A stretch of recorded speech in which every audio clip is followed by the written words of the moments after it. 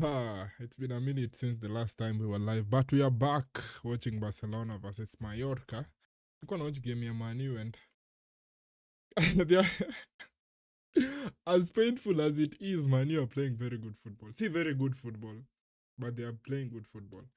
Anyway, focus of the day in Barcelona versus Mallorca. But nataka niweke Gold Rush kwa hii TV ya pili and then hii TV hapa tuweke game ya Barca.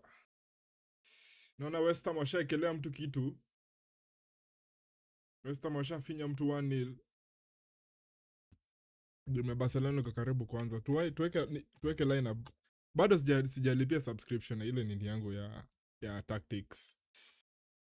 So we'll just have to do with Footmob for now, guys. Footmob is going to carry us. Sama vinampiga kitu hapa against Burnley. Barcelona kwa wapi hapa kwenye Footmob. I have a feeling, sijui mbona niko na feeling, if Barcelona win today, Real Madrid might struggle tomorrow. Naona kuna mtu ametuma chat but sija activate bado. Let me activate the chat. Morgan anasema good evening, you need to be sacked. Nope. Unataka nikuwe sacked kama Amorim ndio performance ya channel improve. You want to kick me out of my own organization. But by the way, kuna CEOs who wana lose their own companies. Si ku lose, wanakuwa kicked out kama Steve Jobs. Sijui kama nyinyi mnajuanga Steve Jobs alikuwa penalty. Naona kuna penalty, Wolves versus Chelsea. Our correspondent for today, Morgan, keep an eye for us. Keep an eye for us in the other game. Naona nadhani Chelsea wamepata pena. Cha tuone. Kuna mtu Wolves hapa wana defend kama wafala. Penalty hapo for the Chelsea. Premier League is heating up. Naona Man U sahi wako only 3 points behind Man City. Joao Pedro anapelekwa chini hapa, penalty kwa mwana Chelsea. But hopefully you guys are doing well. Acha tuweke lineup kwa screen before game ianze. Morgan, how are you feeling after today's game? Palma mpiga kitu ameweka ndani 1-0 Chelsea. 1-0 Chelsea. Tulikuwa hadi nimesahau kutumia OBS. Paul. Sasa hizi ndizo vitu zenye huwa zinani-embarrass. I think tuko sawa. Mnazoona nini yote, lineup yote. So yeah, Joan Garcia hapa in goal for Barca, Balde, Garcia, Kubarsi, Jules Koundé, Dani Olmo, Mr. I will miss every chance. Dani Olmo ako hapa. Kazini yake Ferran hajacheza, so hopefully leo Dani Olmo pekee ndiye atakuwa na miss the chances as he always does. Casado, Marcus Rashford mwenye nimeona reports zikisema that he's willing to take a pay cut not to return to Man United. And then Fermin Lopez hapa alongside Lamine Yamal and Lewandowski. Wacha tuone kama Lewandowski ameimprove first touch. Nimeona Barcelona, they are tempted at renewing his contract. Karaoke has been impressed. Nilikuwa nimemiss hiyo. Venye umesema karaoke, nilikuwa nimemiss hiyo. Nilikuwa nimeanza ku-overthink. Jo kitu moja yenye wasea mjui about Morgan. Morgan akikwambia kitu si overthink, just take it the way it is. Venye umesema karaoke nilikuwa like, karaoke ni nani? Afu nika understand who you're talking about, Mr. Michael Carrick. 4 wins. The last 4 games for Manchester United. That guy, ule mse wa Man U, anaweza pata hiyo haircut after I don't know how long. Maybe Morgan you can tell us how long huyo mse amekuwa akifanya hiyo challenge. But huyo mse ni kama haircut is around the corner. Najua his barber atakuwa very happy. Najua hakuna kitu uwe nauma hawa barbers, hawa kukata nywele kama losing a client. Ama waone umenyolewa na si hawa walikunyoa. They feel very betrayed. But sasa the barber mwenye huwa ananyoa huyo mse najua sahi amekaza sana. Amekazia Man U sana juu anataka client wake arudi. Alafu akirudi na hiyo nywele kubwa uko sure. Uko sure hapo analipishwa do mingi. So huyo there are a lot of people wenye wanaweza benefit. Game ishaanza. The last time tulikuwa hapa ilikuwa siku gani? Last time tulikuwa hapa ilikuwa siku ya Morocco. Brahim Diaz doing his thing. Acha niweke timer. Fulham pia naona Fulham against Everton hapo. Fulham pata kitu hapa Fulham, 1-0 for Fulham. Raul Jimenez piga kitu hapa ndani for Fulham. Naona Alejandro Balde poteza mpira Alejandro. Nimewambia I have a feeling Real wanaweza struggle kesho against Valencia. So Barcelona we need to take this one. Makosa kwa offside hapo. Acha tusome comments hapa. Moga anasema, am I the only one who finds it funny that Somerville is called Crescencio? Jina yake ni Crescencio, imagine Crescencio. Ingekuwa funny kama Vinicius angekuwa anaitwa Crescencio, juu venye anapenda kulialia na kucomplain. Ama Bruno Fernandes. Bruno Fernandes pia anaweza itwa Crescencio because he likes crying and complaining. Aya, wacha nikuambie something about Mallorca. Na hiyo something ni I don't know how they are doing this season, ama I don't know anything about them. Hopefully they won't present us with very difficult questions. But with Barcelona, you never know. With Barcelona, you never know. Rashford anatakitu, kuna mtu hapa ndani. Throw in Barca. Fulham have scored. Mayolenko OG. Mayolenko. Ni Mayolenko amescore ama ni Jimenez? Oh, I think ni Mayolenko, but Jimenez amecelebrate ni kama amescore for Mexico in the World Cup final. Something we know will never happen. Yeah, Barcelona back in Camp Nou since the beginning of the year. Corner for Barca. Sikuizi Barcelona tumekuwa tumekuwa short corner FC. Morgan anasema Aston Villa goal. Bado haijakuja kwa goal rush, but thank you for the update. Inamaanisha we will keep an eye on the screen. Rashford poteza mpira umetoka nje hapa Rashford. Anasema haijatoka. Morgan, tupatie your view on the game versus Tottenham. Before anything else, we want you to tell us about how the game ilikuwa aje, venye uliona lineups. How were you feeling before the game, during the game, and after the game?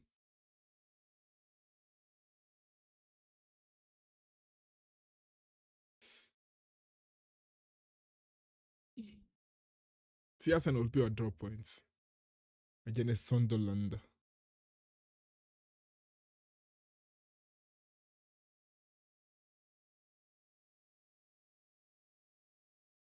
Tunataka tu Arsenal wa draw tu. Hata we don't want them to lose. Sisi si watu wenye tuko na bad intentions. Outfoot hapa Lamine Yamal natolewa hapa na defender wa Mallorca. He might get a haircut before Valentine. Bro, kama akona dem yake atafurahia sana. If you spank West Ham. Haya, usidhani ni rahisi. Lakini Man U mtawin. But I'm telling you itakuwa historic when that guy gets a haircut. Tutafanya reaction. Tutafanya reaction if that guy gets a haircut. Imagine mdraw your game. Oh my God, you're so close, and you're so close to the point that you're testing it. I just wish mdraw. Mimi nakuanga sadist. Mallorca wanajaribu kubreak away hapa, foul for Mallorca. Cha tuone Aston Villa hapa versus Bournemouth, what's happening. Morgan anasema imekuwa disallowed, alafu anasema it's a goal, wacha tuone. Na cutback ndani na kuja kwa Rogers sana. Rogers anafinya kitu near post. Inanikumbusha Sergio Aguero against De Gea a couple of years ago hapo. De Gea alifinyua near post na Aguero. Since that day De Gea has never been the same. Near post shot hapo inajazwa. Inanikumbusha Aguero versus De Gea. 1-0 for Aston Villa pia kuna venye wanasumbua. Kwanza considering that kesho Man City we are playing against Liverpool at Anfield. We'll be doing a watch-along for that.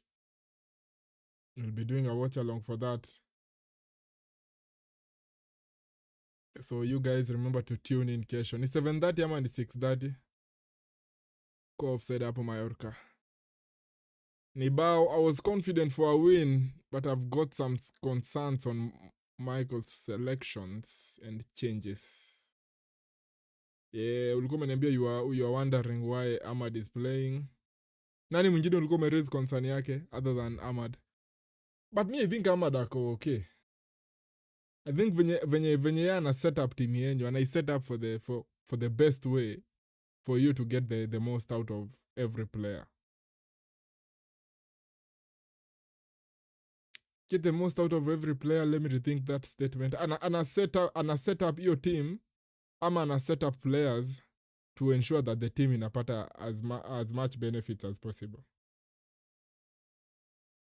as a team, not necessarily individuals.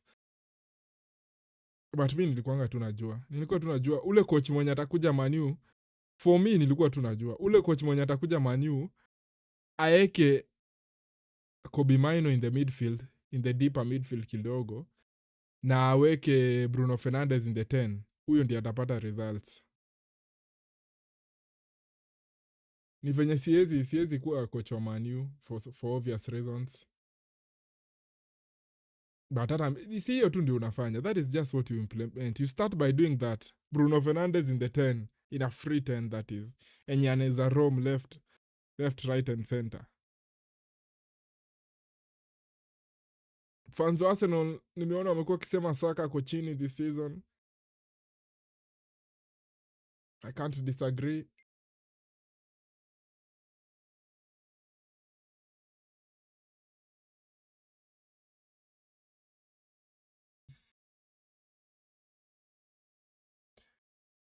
Safaricom are sending me a message.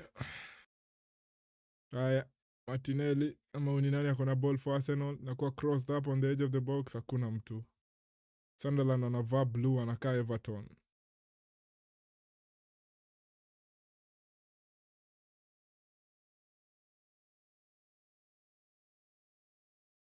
Should I find something to listen to because commentator is not the best.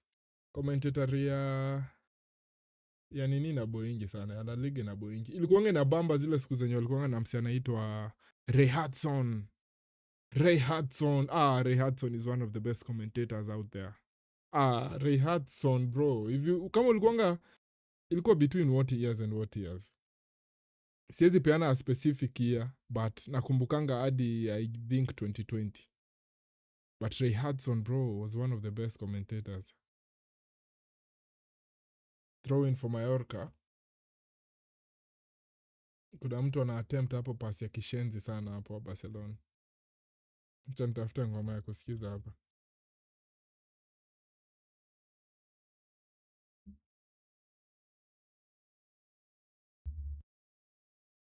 Throw in Mallorca.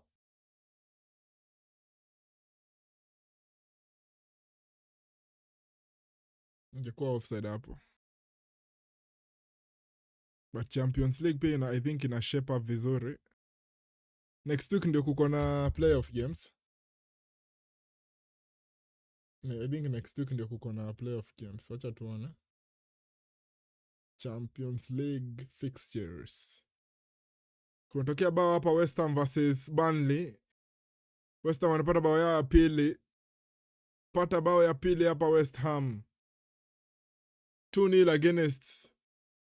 against Burnley. Mr. Kyle Walker ameacha position yake open as always. Acha tuone. Ni date 17, si next week.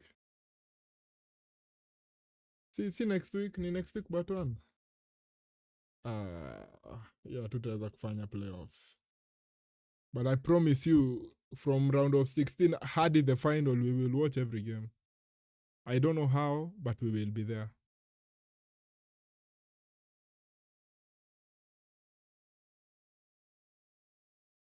We will be there for every game. What is the playoffs ziko aje? Galatasaray versus Juventus. Then Benfica versus Real Madrid. Borussia Dortmund versus Atalanta. Kuko na Monaco versus PSG. Hiyo ni ya French derby. Bodo Glimt versus Inter. Karabakh versus Newcastle. Club Brugge versus Atletico ko playoffs. Then Olympiacos versus Bayer Leverkusen. Tutaona how it turns out.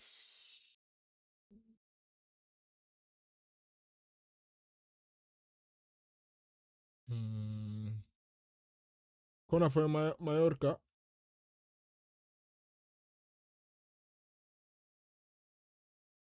Kona for Mallorca hapa. Letwa ndani. Hatari. Lewandowski anatoa uchafu. Draw in Mallorca.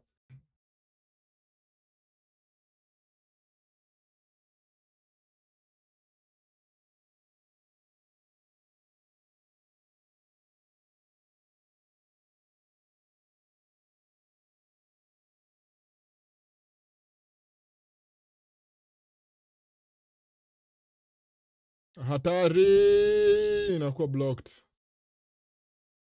Sitaki kuconcede Barcelona. Tunataka Joan Garcia awin Golden Glove ya LaLiga. Golden Glove ya LaLiga inaitangwa aje? Pichichi ama inaitangwa aje?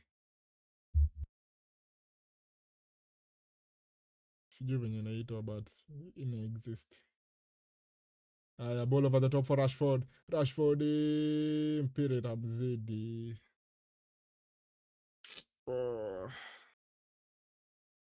Acha nikupatie latest scores pale EPL. Arsenal 0-0 versus Sunderland. Vuta kitu hapa nini?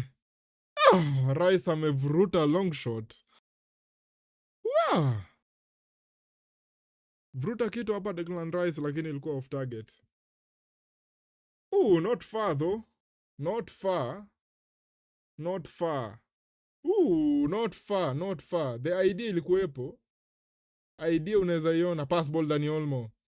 Teremsha tu ball. Patia. Jules Kounde. Pass was not there, bro.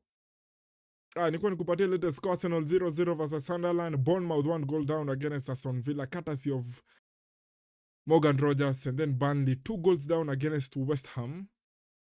Burnley were at home for that one. And then Fulham versus Everton 1-0. I think hiyo game ni yenye Mikolenko amepata own goal. And then Chelsea 1 goal up against Wolves, courtesy of Cole Palmer from a penalty kick after João Pedro was fouled. Yes. Bana Atletico alisign msi anaitwa Ademola Lookman. Kidogo ntarudi, okay.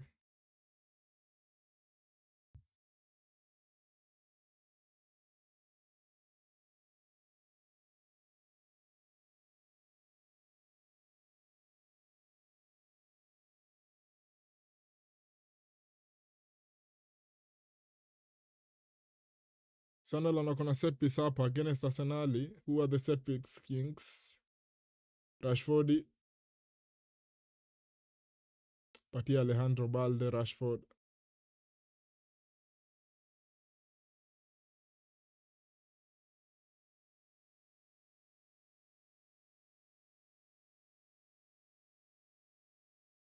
Marcus Rashford.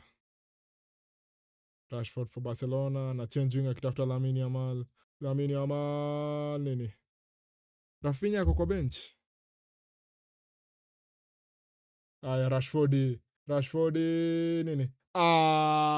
Mnasuasua sana hapo Rashford na Dani Olmo.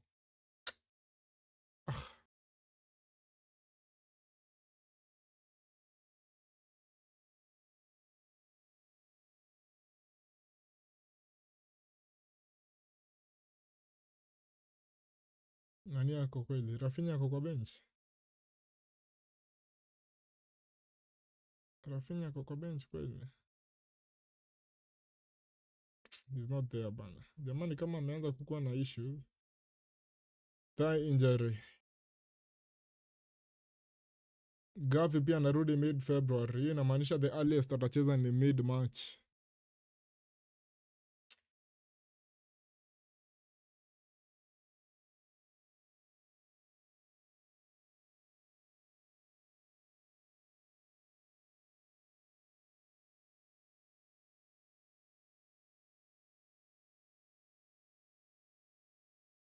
Ball crossed in, hakuna mtu.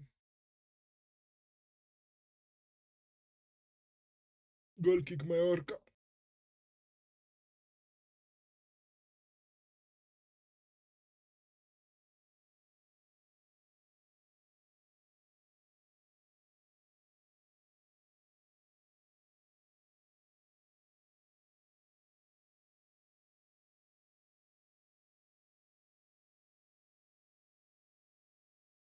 Ball over the top for Mallorca. Hatari. Hayuko offside. Yes, he offside.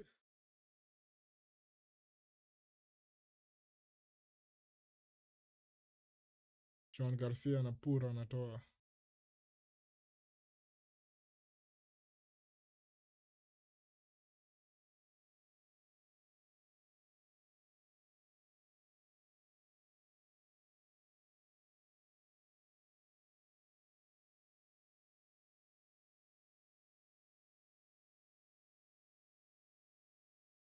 Ayayaya, hatari! Hatari! Mallorca na attack. Nice, wanampoteza. Ayaya, ako in. Tutoe. Amemiss. Bahati amemiss. Ilikuwa open net. Bahati amemiss.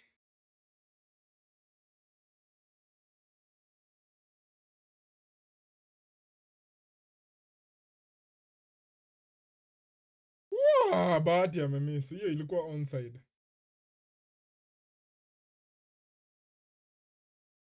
Bahati amemiss hiyo. Casado.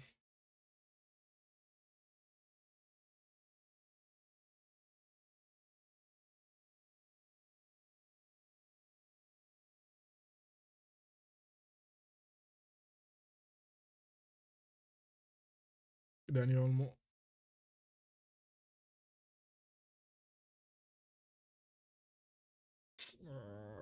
Lazy shot hapo by Dani Olmo.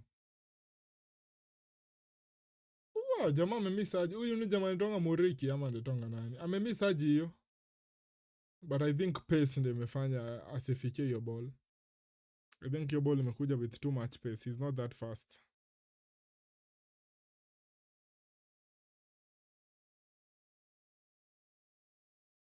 Yamal with a very shit corner.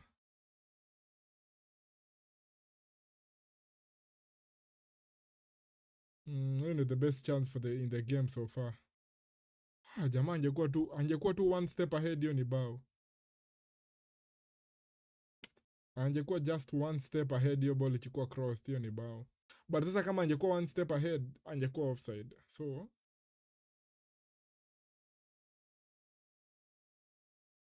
unasema angekuwa slightly faster than he is.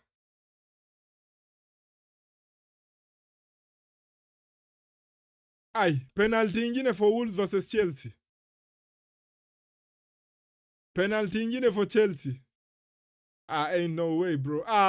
Hizi Wolves kwani ni matope aje? João Pedro tena amekuwa fouled another penalty.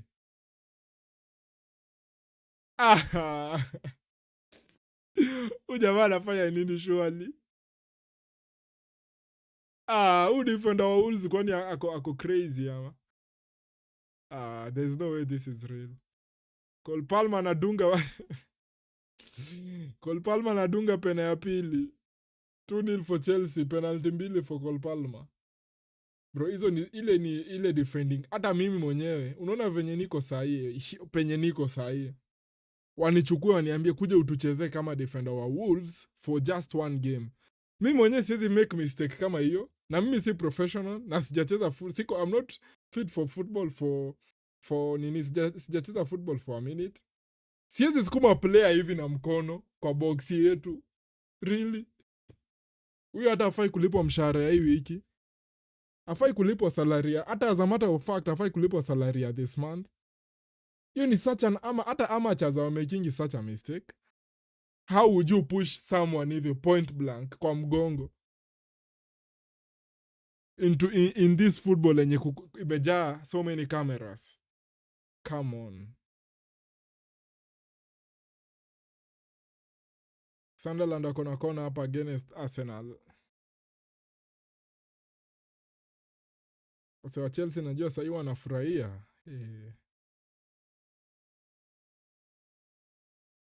After walilimwa na Kai Havertz. Kai Havertz anascore against Chelsea. Alafu ana point the badge. The world is such a funny place. Usiniambie Chelsea wameongeza bao ingine. Because this is now becoming a bit crazy. I'm seeing there's another goal in that game. Aya, Mallorca wako ndani. Mallorca have cutback ndani. Goalkeeper anaona. 3-0 for Chelsea. Cole Palmer piga hat-trick. Wolves mkwe tu relegated, mtoke hapa. You're ruining this league, Wolves. Sasa mafans wa Chelsea hawatanyamaza hii wiki mzima. .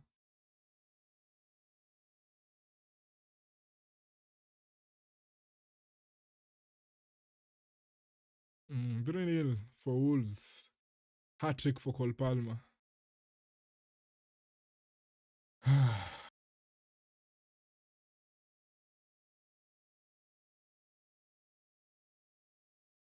Barcelona bado wanang'ang'ana hapa against Mallorca, but they have nothing. I don't think hata tuko na one shot on target.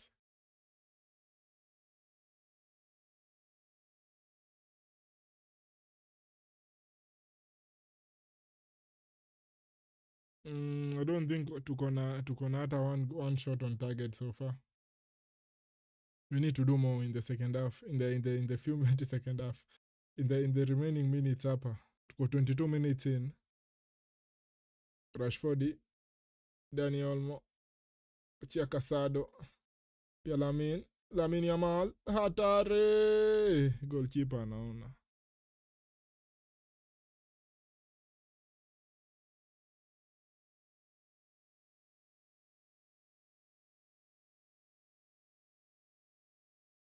Ay. Changing vizuri sana hapa Mallorca.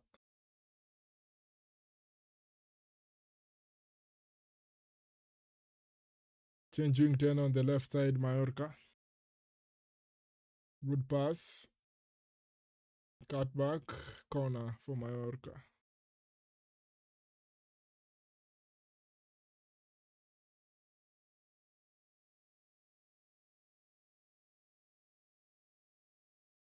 You just know kesho Man City tunapigwa na Liverpool. I just know. Salah hiyo ndio siku yenye anatana up after having a very shit season. Kesho ndio utaona anacheza ni kama he's on a Ballon d'Or run.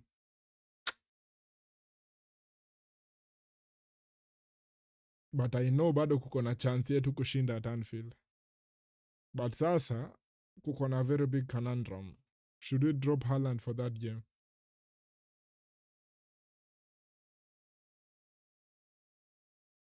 Toa. Tukienda. Lamine Yamal.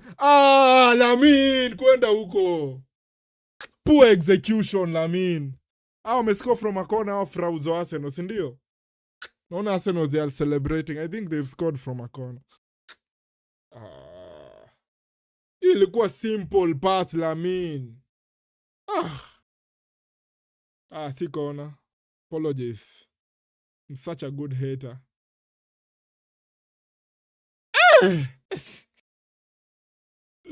Yo bao ni kali. Nilikuwa nimehate sana. You know, I withdraw my hatred against Zubimendi for that one. Piga kitu hapa Zubimendi. 1-0.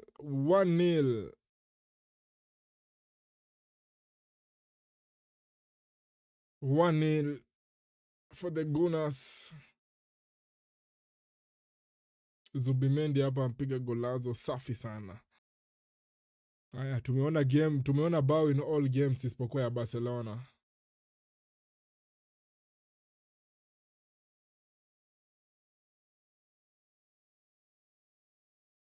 Kubarsi.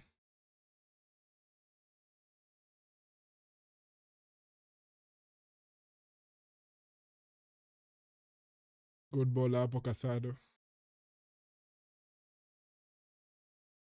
Rashford. Pass tu. Piga kitu hapa Rashford off target.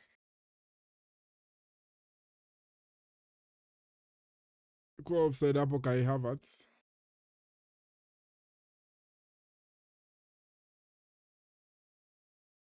Walikuwa wamescore from this one Arsenal. Walikuwa wamesha fumble. Hata kama ni offside alikuwa amefumble. Jesus. Mr. Gingerbread.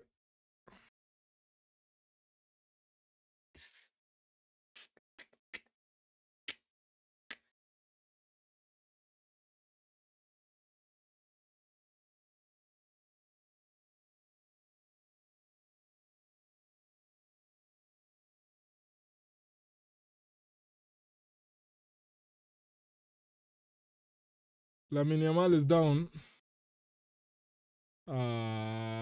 Hii ni upuzi gani Barcelona wanafanya hapa?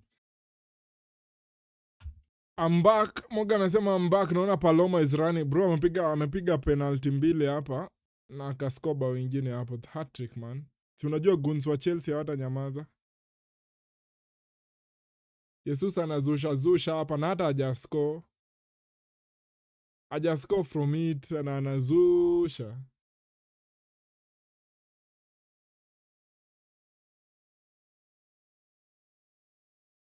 Kama ni pena amepata pena mbili na bao moja na open play moja.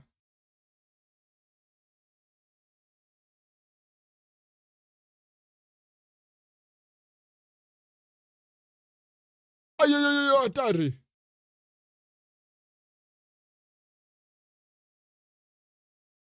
Spendi venye Barcelona wanacheza. They are very hawana agency. Pablo Torre namuona hapa former Barcelona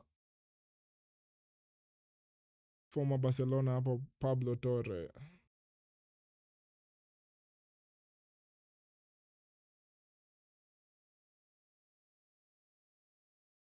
Arsenal also ahead courtesy of Zubimendi. Piga golazo, enda angalia bao ya Zubimendi Morgan. Rate it out of 10.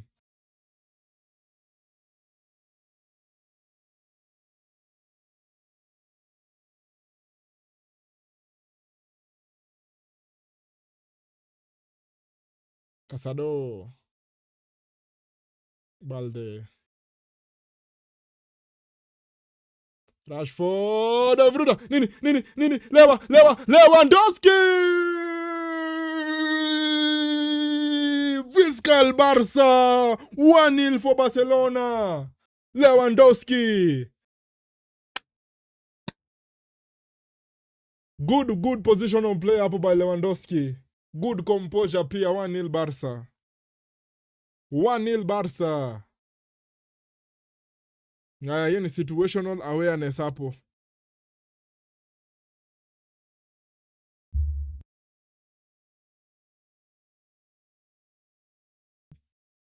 Lamine Yamal alikuwa amekuwa taken down hapa on a free kick, but ikakuwa played as an advantage. Lewandowski ako offside bro. Ako offside but haja make first contact na the ball. Kwa hivyo I count. That is a goal.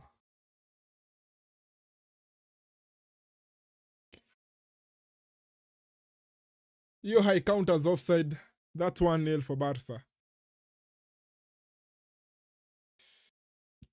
Mtu mwenye ajui football ataanza kuzusha hapo. Hiyo si ako offside initially but see yeye make contact with the ball. Draw in Mallorca.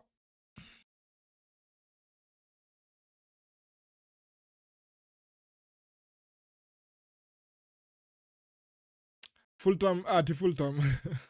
Fulham versus Everton wako halftime. Fulham still leading in that one.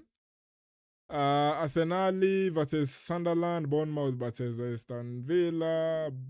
Burnley versus West Ham. Chelsea versus Wolves. Bado zinaendelea but wako on added time ya first half. Barcelona obviously 1 goal up against Mallorca hapa courtesy of Lewandowski 30 minutes in.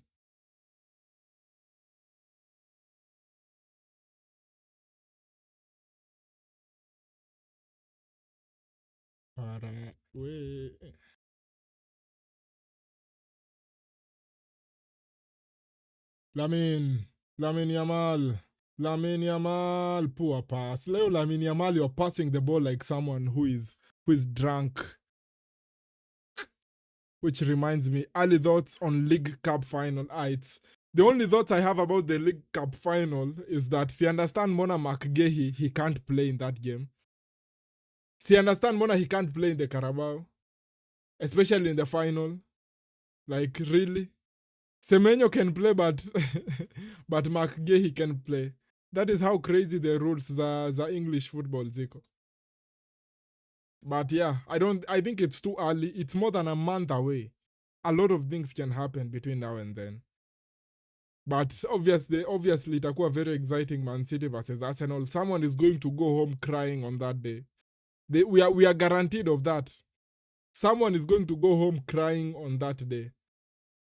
We are guaranteed of that. That is all we are guaranteed on.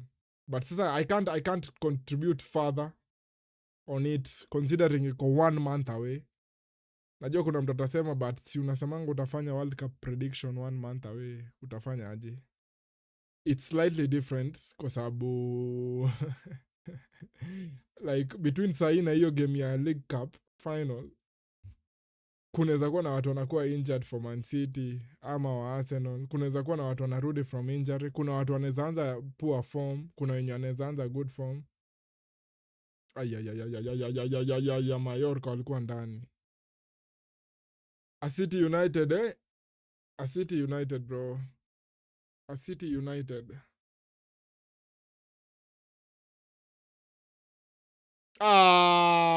Hizi ni gani Barcelona? Hansi Flick, you should be very mad with what you're seeing. Kwa sababu naona kuko na a lot of complacency hapa. Wako so easy. They're taking it so easy hapa Barcelona.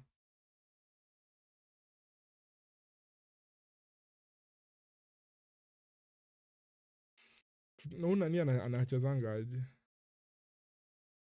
Mse anaitwa nataka I'm getting really interested in Vlahovic. Vlahovic, and how is he progressing as a striker? Dusan Vlahovic ako how old? Sahi ako 26. Anaweza serve Barcelona for a while. But stats zake za this season si poa. Output yake it's not impressive. Output yake si poa. You know this season ako na 3 goals in 13 games. But he can always climb to the next level. But bado hata nikiangalia stats zake previously, Fiorentina alicheza 108 games akapata 49 goals. It's below 0.5. For Juventus amecheza 162 amepata 64 goals, so hiyo pia iko below 0.5. His best season ni yenye ashaikuwa na bao ngapi? His best season ever as a striker ni 2020-2021 and alipata 21 goals in 40 games. And then the next season, that was not his best season as a matter of fact. His best season was 2021-2022. And alicheza 24 games and he got 20 goals. Hiyo very impressive. Very impressive. But since then hajakaribia hizo numbers ever. So there's also a chance hiyo ilikuwa purple patch. Ilikuwa one season wonder. There's a very big chance hiyo ilikuwa one season wonder. But let us wait. Because I think Barcelona tuko in a very tricky position in terms of finding the next striker. Hii niliona, it's because of hizo modified rules. Bro, I don't even have the intention of even wanting to understand the rules. Rashford, ndani ya box, Rashford, corner. Huwezi kuwa cup tied as such, but kucheza final you have to be available for the first semi-final.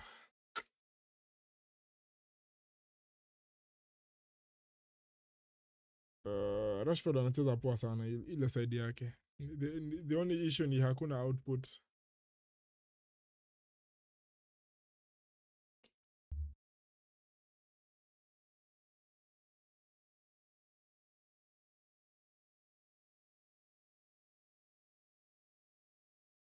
Goal kick hapa. bana, wanaoneshana zile highlights zenye ni last season bana. Arsenal walitugonga 5-0 ama ni 5-1 ama ni 5-0. Hizo masiku zilikuwa very depressing. 5. Unajua the last time niliona Man City wameconcede 5 goals ni lini msee? Before that I think ilikuwa ile ya Leicester 6-2 ama 5-2, ile yenye Vardy alipiga hat-trick. Nakumbukanga hiyo game Mahrez alianza by scoring a very crazy goal and then Vardy akapiga hat-trick. Rashford safi sana, Rashford Bruta, kuna mtu Rashford. Ungepass tu hiyo ball kwa Lamine Yamal, ungepass tu hiyo ball kwa Lamine, ungeslide tu hiyo ball kwa Lamine Rashford. Kuna msee amegongwa kichwa hapa lakini amegongwa intention akidefend.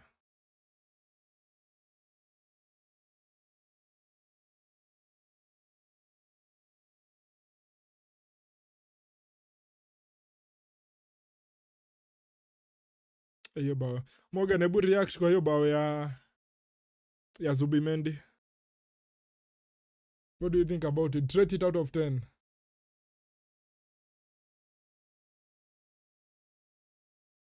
Oh, that's a good goal bro. Kwanza venye hiyo ball inajikave. That's a good one. That's a good goal. Barcelona still one goal up against Mallorca. There's a Mallorca player mwenye ako down hapa with a head injury.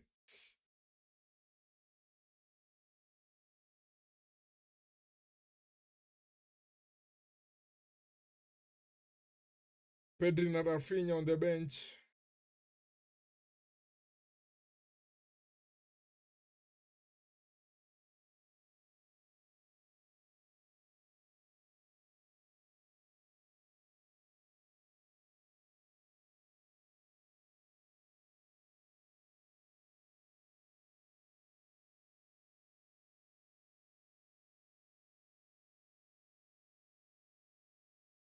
Alikuwa offside hapo Mallorca.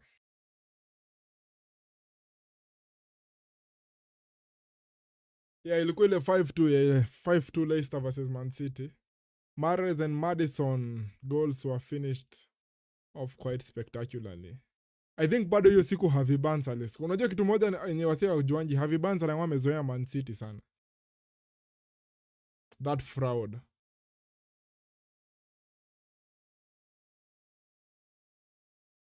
Against teams zingine unazani Harvey Barnes is just a casual guy. I feel for Spurs. Their most creative midfielder sahi ni Pandit. Jules Kounde. Ay, ref bana, amemskuma bana ref.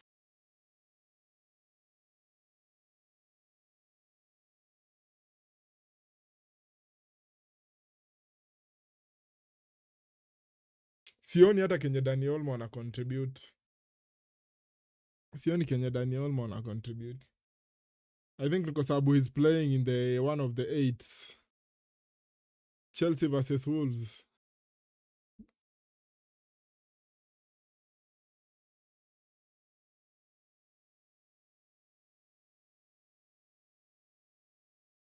This is just lazy defending by Wolves. Ni ile yenye hauconcentrate vizuri kwa game, so unafanya mistake. Ona venye huyu jamaa this is comical bro. It's comical to me. See, understand how you would push a player hivyo. Fuck Palma, mpiga hat-trick. Rashford is down holding his knee.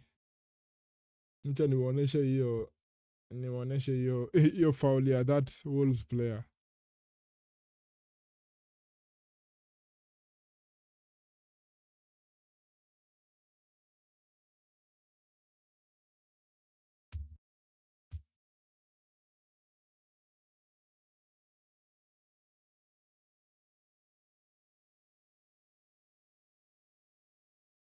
Aya, nilikuwa nitafute nini?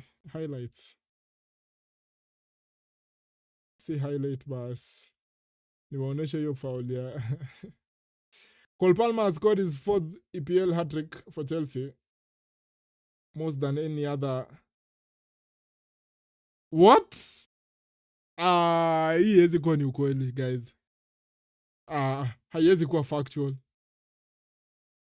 Ati Cole Palmer has scored his fourth EPL hat-trick for Chelsea. Most than any other player in Chelsea history.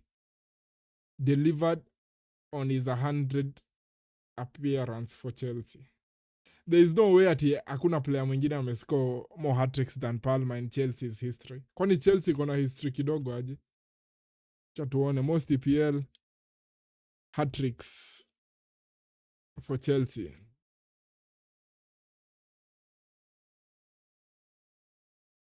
Ati Cole Palmer.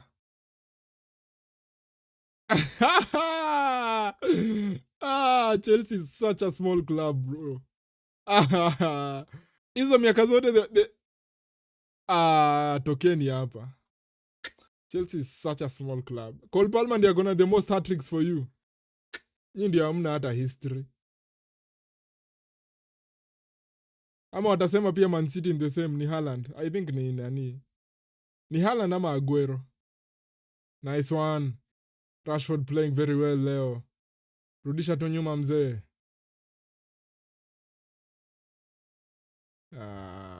Rashford unamsifu anaharibu. Acha tuone for Man City. Man City. Nilikuwa najua ni Aguero. 12 hat-tricks, bro. Aguero akona 12 hat-tricks. You can't tell me nothing, bro. You can't tell me nothing. Naambianga watu Aguero anafaa kukua kwa discussion ya kina Lewandowski, Suarez na Benzema waski. Watu wanadhaningi mimi ni fala nikisema hivyo. Watu wanadhaningi I'm crazy for saying that. Nice one, Lamin. Umeovercook, bro. Umeovercook, bro.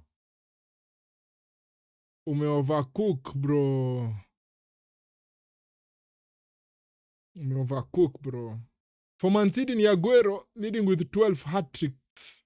Haaland akona 8. And then Raheem Sterling with 5. Acha tuingie Man U.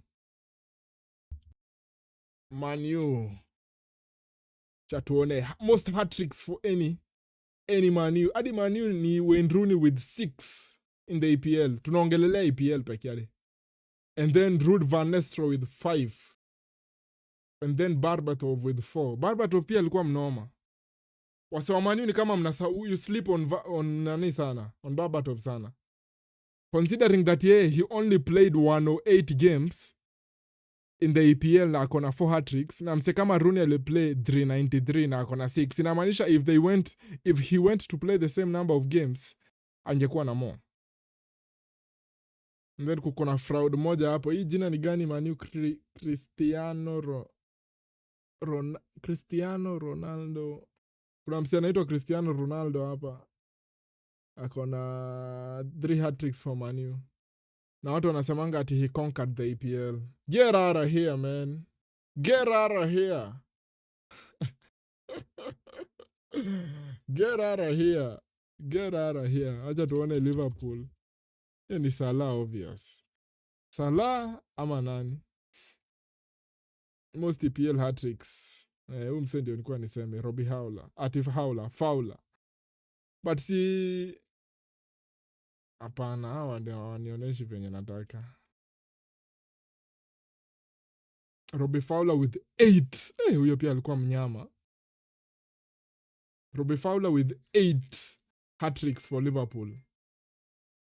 Michael Owen with 7 and then Luis Suarez with 6.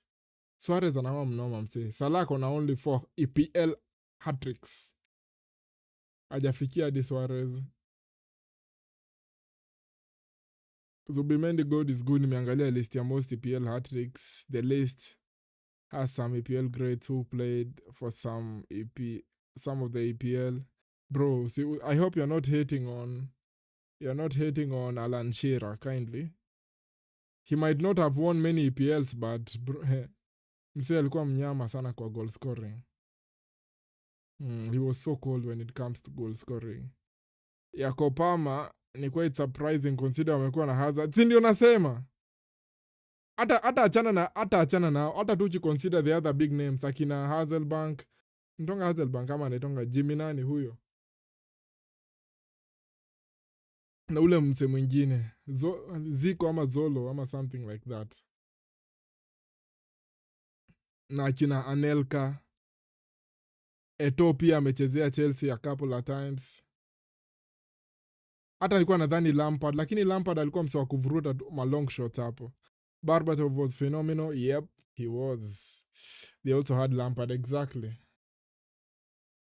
Hiyo hata ndio nasema. Walikuwa na wase kama akina Lampard.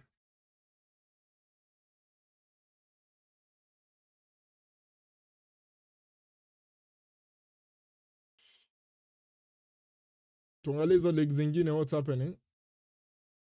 Acha tuangalie hizo league zingine. At least tukue na some information on the other leagues. Tusikue frauds.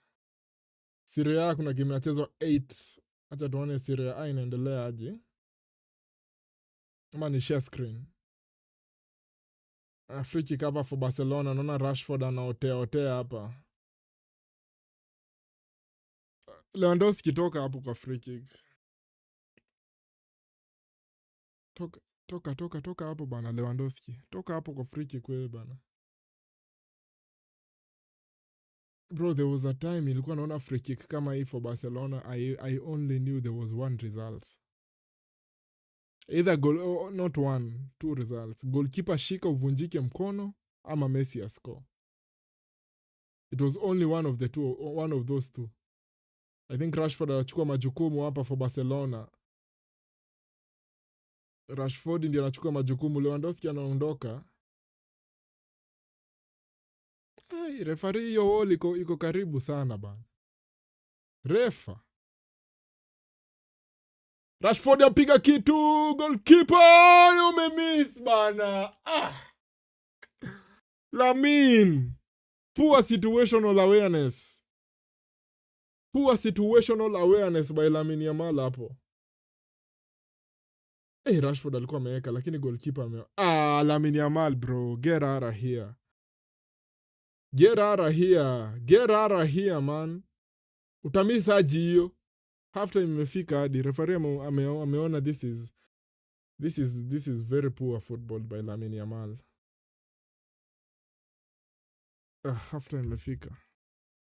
Let us find something to kill time with. I've never been impressed by Rashford.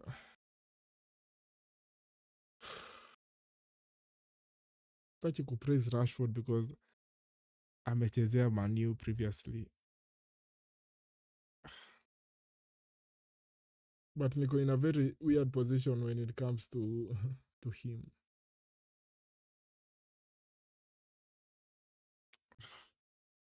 I was downloading something up on the background. Wacha nione kama complete. Bado haijamaliza. Let me just acha niangalie download just a minute. Half time imefika for Barcelona against Mallorca. 1-0. I don't think ni our most spectacular performance ever. But we have a lot to improve on. Tunaweza improve on a lot. I think we're not moving the ball fast enough. We're not passing it as efficiently as we can. So second half tunahitaji kuimprove because I think wametupata pia on the counter a couple of times. Wame-expose highline yetu a few times here and there. So I would want Barcelona to get 2 more goals. Yeah, I would want them to get 2 more goals. It's that simple.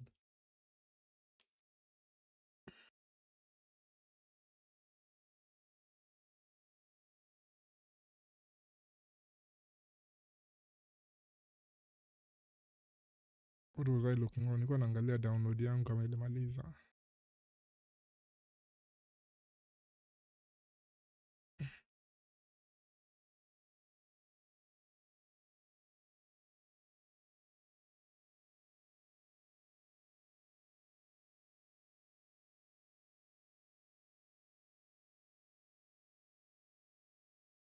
Bakisha few GBs here and there.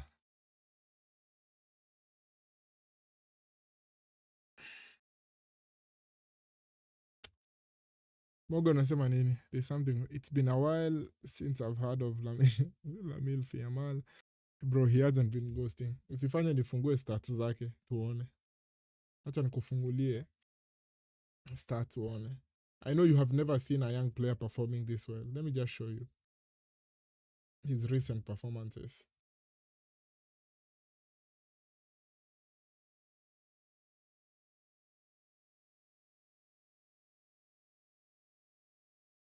Tunazonea wapi ratings zake? The last games.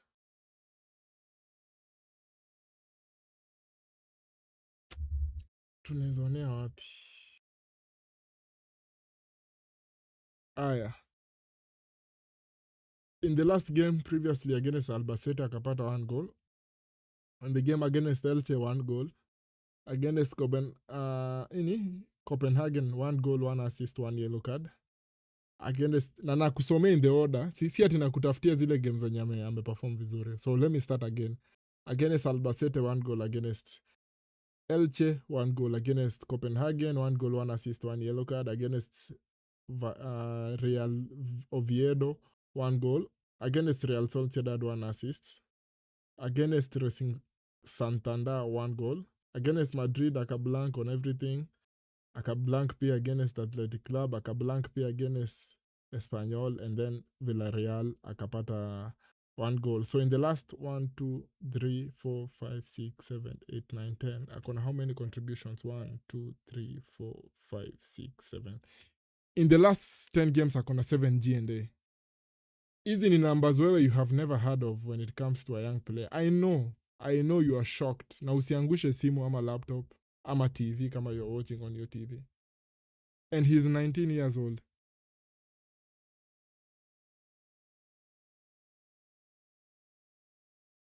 You can praise Rashford, pia Madristas. Tuna praise Arnold. Arnold ni kama story yake imekuwa ngumu kidogo. Nimefanya nini? Mbona nimecancel?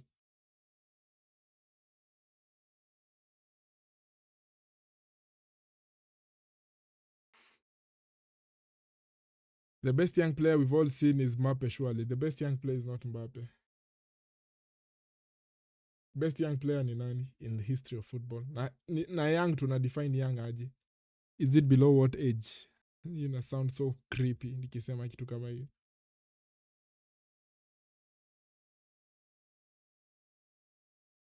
Celtic signed Alex Oxlade-Chamberlain. What else is happening in the world football?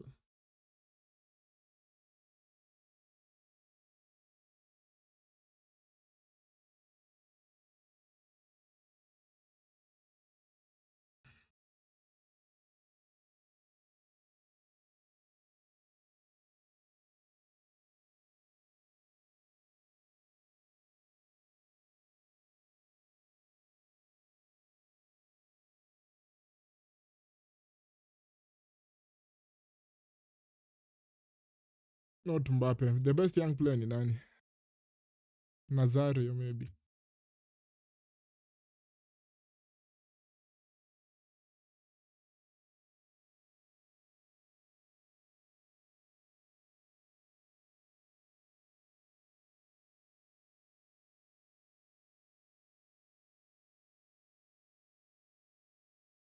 Acha nione F1 inarudi lini. Sijui kama tukue tunafanya watchalong za F1, lakini sasa hiyo inabidi nianze kutafuta templates za F1 na mimi siko up for it. But nitatafuta. I will look for them.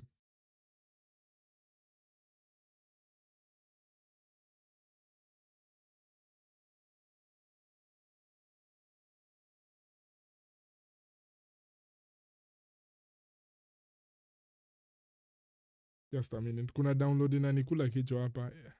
Inashinda iki stop niki download, ndio najaribu kusort out. I should probably go and get some water.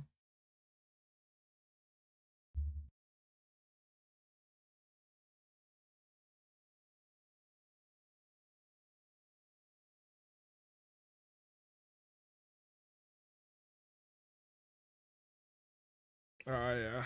My download is complete. Kimaliza hii, I promise I'm back to concentrating on the game.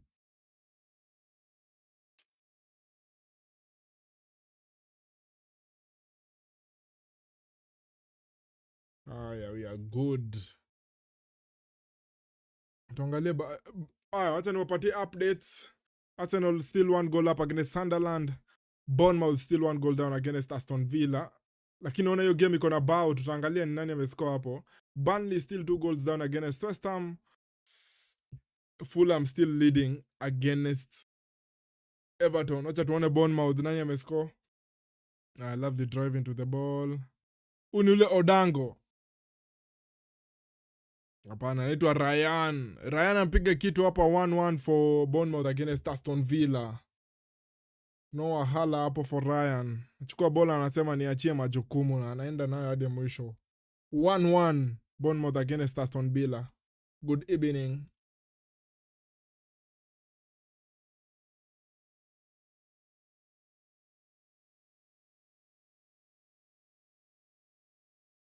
Aya, acha niko serious. Unajua I should be taking this.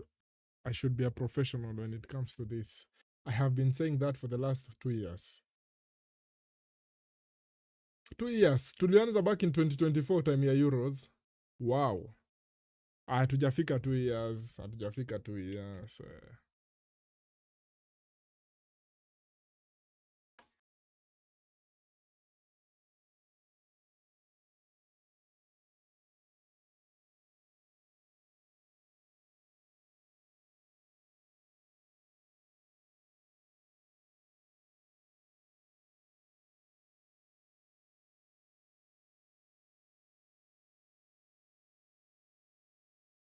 Wahala de. Kuna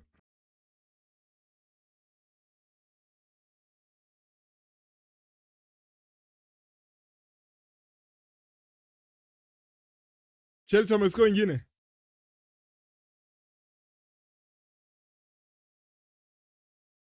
Goalkeeper Jose Sa unafanya nini? Wolves ni kama wote washa check out. Ni kama wase wote wa Wolves washa check out.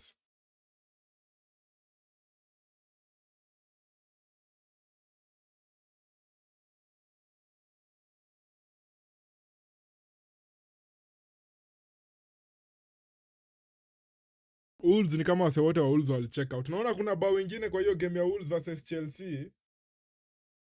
I just know ni Wolves wameofinyo wengine moja.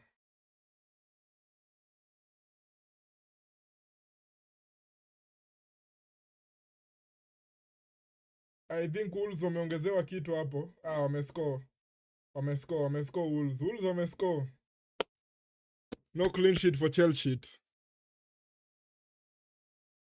No clean sheet for Chelsea. I should go and get some water before game irudi. Sindio? Because temperatures zimepanda sana huku kwenye I live.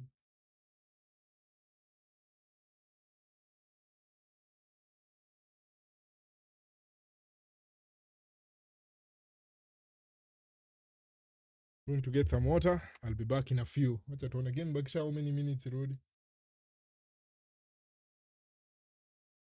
I see danger, wahala de.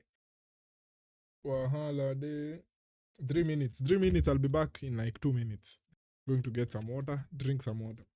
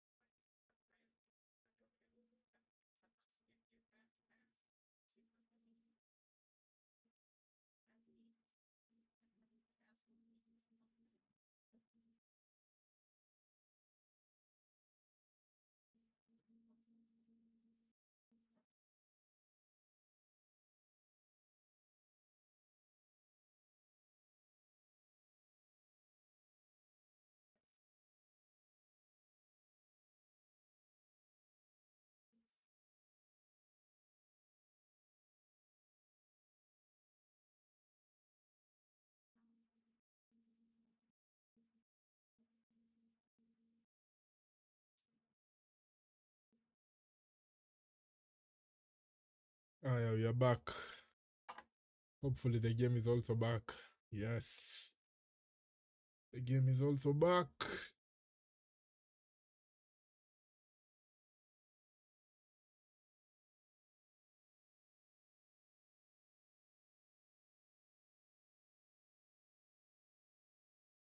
Yeah, we need more of everything in the second half, Barcelona.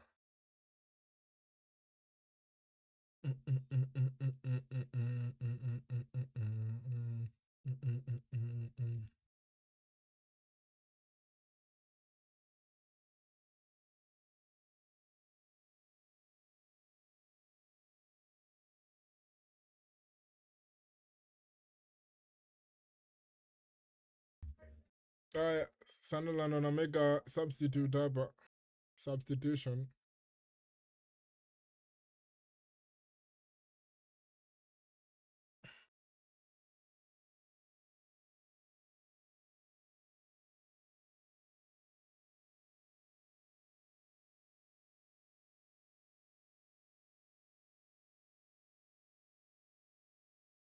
Jules Koundé.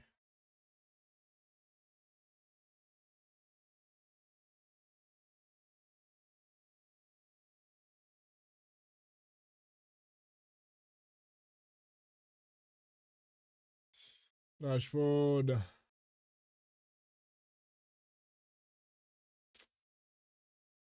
Hata si found referee.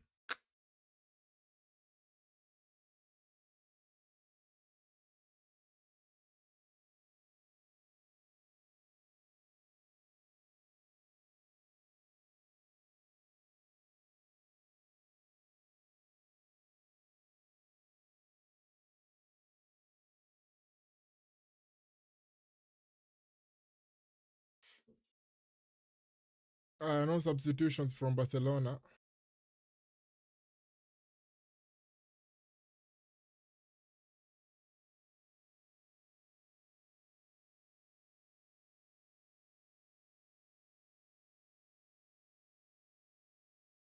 Sasa nampata bao ya pili hapa.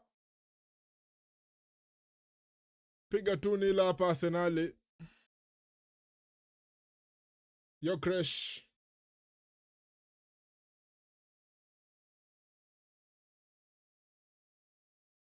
Referee bana, hiyo ni penalty. Kwenda huko.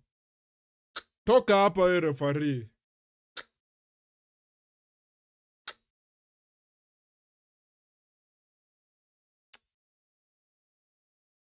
Hiyo ni pena bana, acha mchezo referee. That's a penalty man. Hiyo ni penalty, amemclip mguu bana. Hiyo ni penalty ref, you fraud.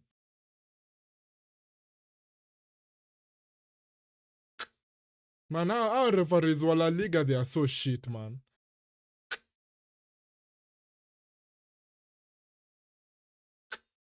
Referees wa La Liga, they are so shit. So shit. Amemclip mguu clearly hapa. Huyu jamaa anasema ati no penalty. You are such a scam. I hate referees wote wa La Liga. I hate, na hiyo sitawaiogopa kusema. I hate referees wa La Liga sana. Because leo watafanya one decision for such a team, kesho ikikuja against a certain team, how is that not a penalty? I hate referees wa La Liga sana. Na ndio maana naambianga Barcelona, you can never expect the referees to be fair for you. Hawatawahi kuwa fair. They will never be fair for you. So you have to win the game by yourselves. Usiwahi dhani referee atakuwa fair for both teams.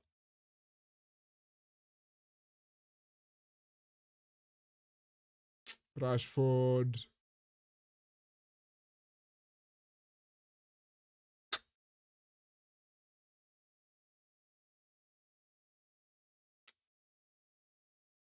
Such a dumb referee.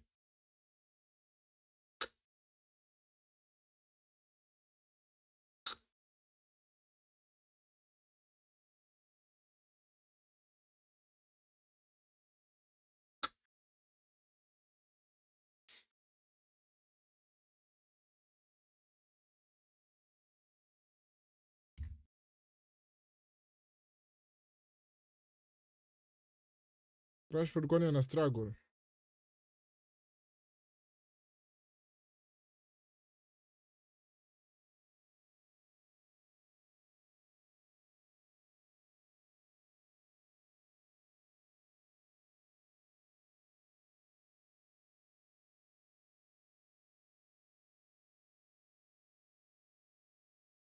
Free kick for Barcelona.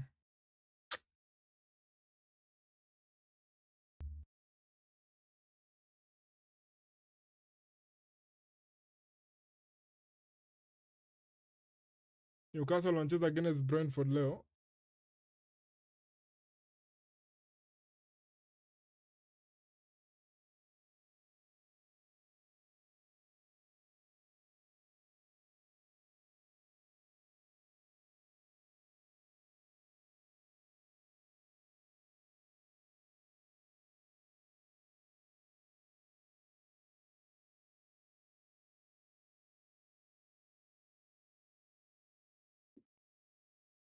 "51 minutes in."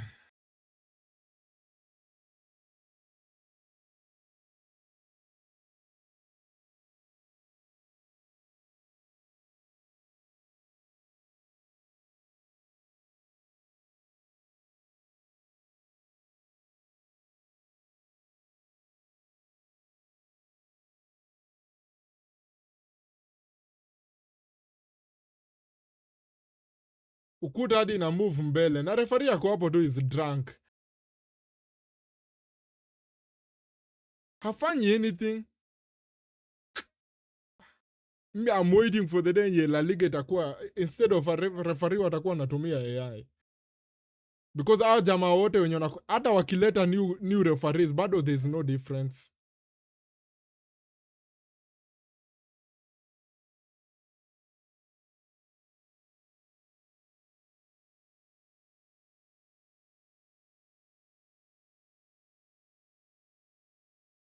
Ona Lamine Yamal na yeye na upuzi yake. Anaenda kudribble kwa box yao.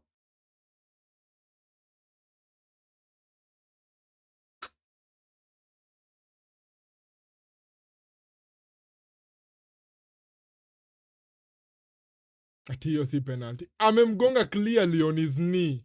Clearly. And then referee anasema ati get up. Such a dumb fuck.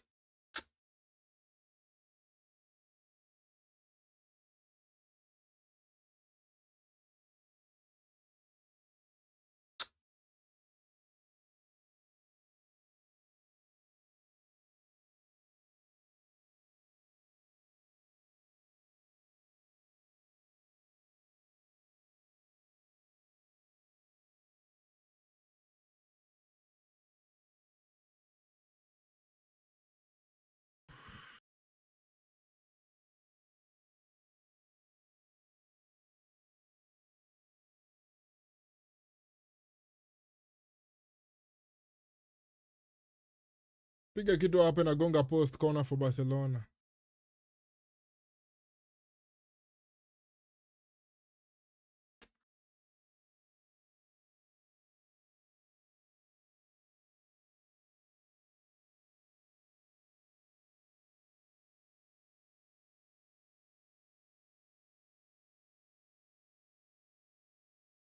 Short corner FC. Sukuma kitu ndani Rashford. Ndio hiyo ball.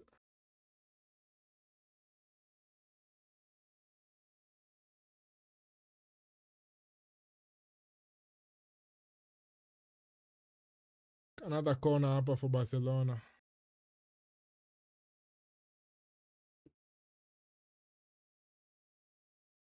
Ilikuwa good chance hapa for Casado. Nagonga post hapa. Jamaa karibu ajipige on goal hapa. Lamin eka kitu. Ai. Nini inaendelea hapa?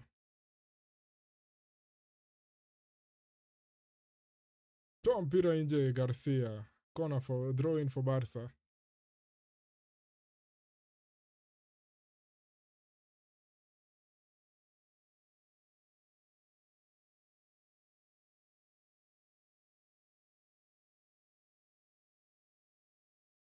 Naona Fulham versus Everton, there's a goal hapo.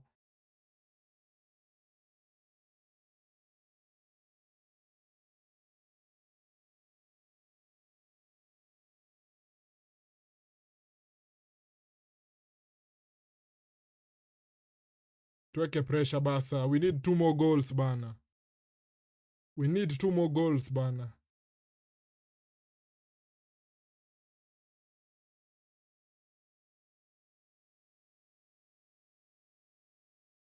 Casado.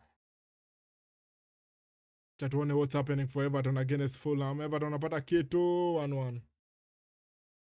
1-1 for Everton versus Fulham.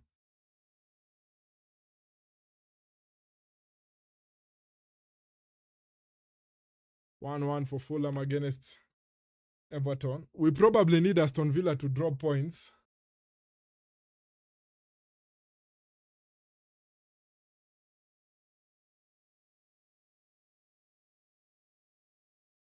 We want that to happen. Ndio pressure ya Man City sikuwe mingi sana. Chelsea waja concede bao ingine.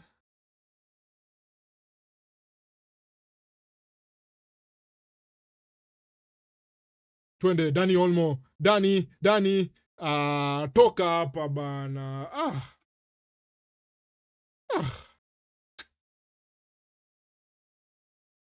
Amejitakia tu hapo Dani Olmo.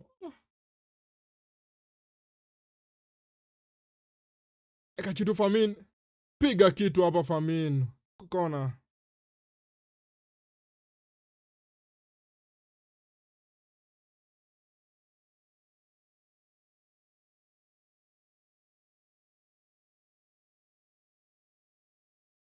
Rashford up on the corner. Corner for Barcelona hapa. Rashford on this one.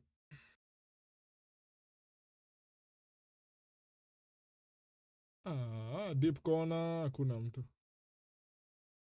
Lamin.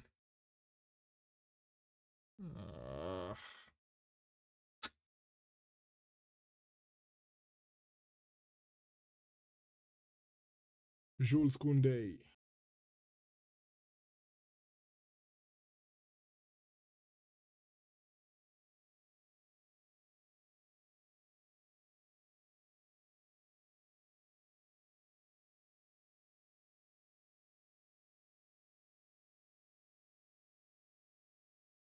Lewandowski safi. Bola nakuja kwa Rashford.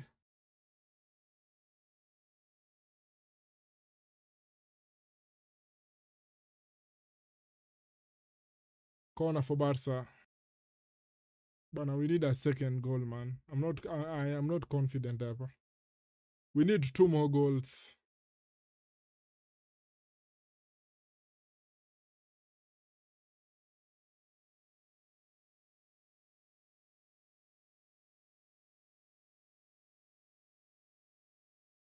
kona for Barca. Nikuwa mbaya sana. So poor at corners.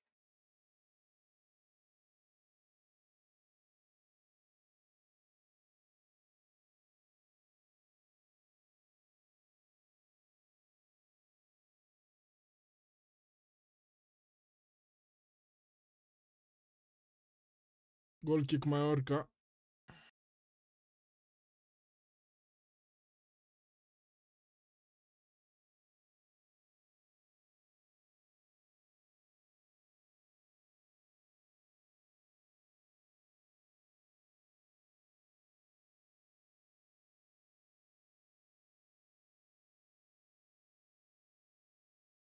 Acha niangalie bench. I'm already starting to think of how we can spice things up. Gerard Martin, Cancelo, Araujo, Frankie de Jong, Bernal, Tommy Marquez, Ferran Torres, Rooney Bardaji. Mi hata nikiangalia naangalia hapo na I'm thinking of mtu kama de Jong hapo aingie. Dani Olmo atolewe, de Jong aingie. Bournemouth karibu apate bao ya pili hapa. Karibu apate bao hapa Bournemouth against Villa. Emi Martinez inabidi ana work hard hapo Emi Martinez. Ingeenda juu bado. Corner for Barca. Another corner. Question from Morgan hapa. What's your question, Morgan?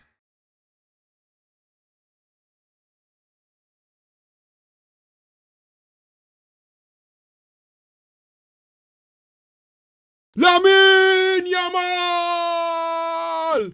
Golazo! Golazo by Lamine! 2-0 Barca. Starboy turns up. Such a good goal hapo Lamine Yamal. 2-0 Barcelona. Vuta long shot hapa from distance. Vuta kitu hapa Lamine.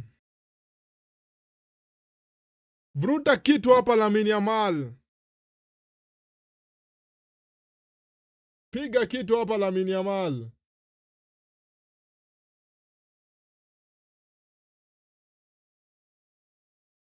Piga kitu hapa. Out of nowhere hapa assist Dani Olmo. Lamine anasema niachie hii chakula yangu. Shut your mouth. Cole Palmer jaribu. Bro, nataka tu Barcelona ipatane na Chelsea. Nataka tu Barcelona versus Chelsea. Two-legged affair. Two-legged affair Barcelona versus Chelsea. Tafadhali football gods. Najua itakuwa ngumu kwa sababu wote wawili wamequalify in the top 8, but I still think ni possible. How do people deal with depression?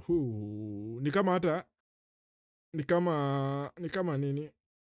Ni kama sijui venye nitakuexplainia hii, but leo we were having such a discussion ya depression. Funny enough, we were having that question. Yeah, nimeona Everton wapiga kitu from a corner. Ndio sahi bao inaingia. But how do people deal with depression? Okay, from me I think depression inakuanga feedback for ni feedback mechanism. There is something that either you nini. Okay, acha boli tulie kwanza. Fermin Lopez poteza. Lewandowski foul. Anyway, I think inakuanga feedback mechanism yenye there's something you need to do in your life. I think it is something you need to do. Juu nilikuwa nafikiria, is it something that you don't need to do? I think depression inakuanga feedback mechanism yenye there's something you need to do to make your life better, but ni kama wewe una-ignore to the point that inaanza kuaffect other aspects of your life. So unajipata kwa situation ni kama you are avoiding it, ama you're trying to look for an answer but you can't find it. The fact that you're not finding it inaanza kukubother to the point that hiyo question yenye unakuwa ukijiuliza ama solution unajaribu kufind inaenda ikikuwa more and more big. Alafu sasa considering that you're running into the wall by not finding a solution ama an answer, inafanya hiyo feeling ya depression inatokea, inaokaa. So for me, naweza ambia watu wenye they are going through that, they try and figure out what their hiyo feedback inatoka from what in their life. Is it that wanafaa kuchange their life in a certain way, ama hiyo swali yenye wanajiuliza yenye wapati answer, should they stop asking themselves that question but na I think hiyo hata ndio for me I think hiyo ndio inakuwa the biggest contributor anyway, yenye you're trying to find an answer ama a solution but you're not finding it, so inakusumbua akili for long.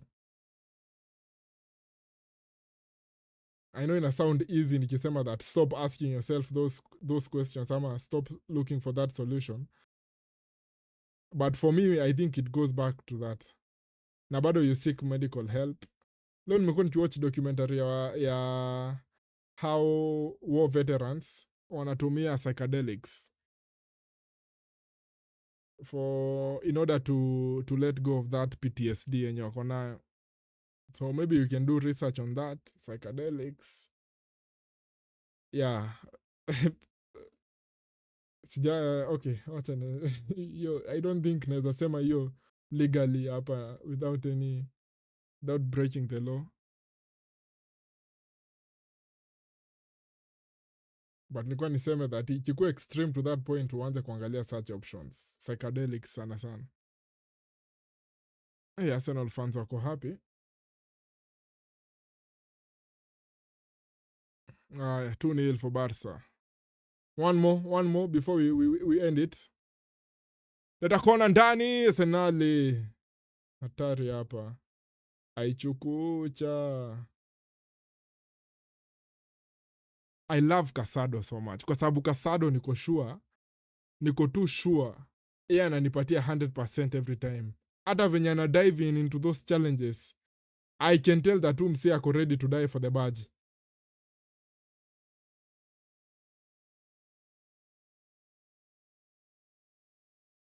Next game for Barcelona ni against nani? Irefio ni foul bana against Kubarsi.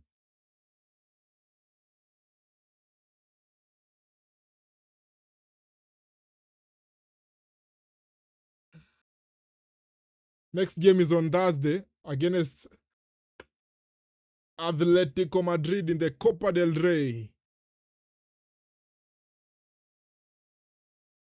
Nilikuwa niseme Rashford atolewe kwa sababu inaonekana yeye ndiye atakuwa anacheza left wing for a minute, so apumzike.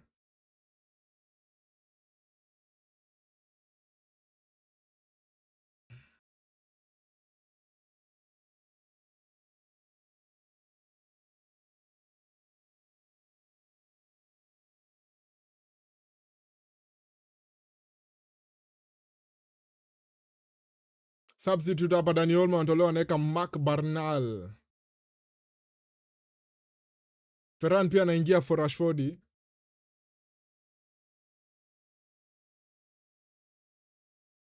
Hatari, toa. Nice one. Weka. Ona venye performance ya Fermin Lopez ita improve venye Dani Olmo ametolewa.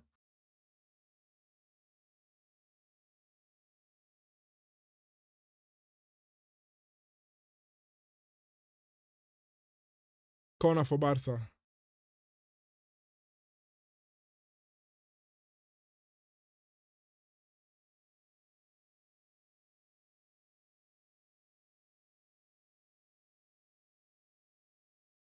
Waichukucha, mko path moja na Chelsea. I think ume-explain vizuri, it makes sense.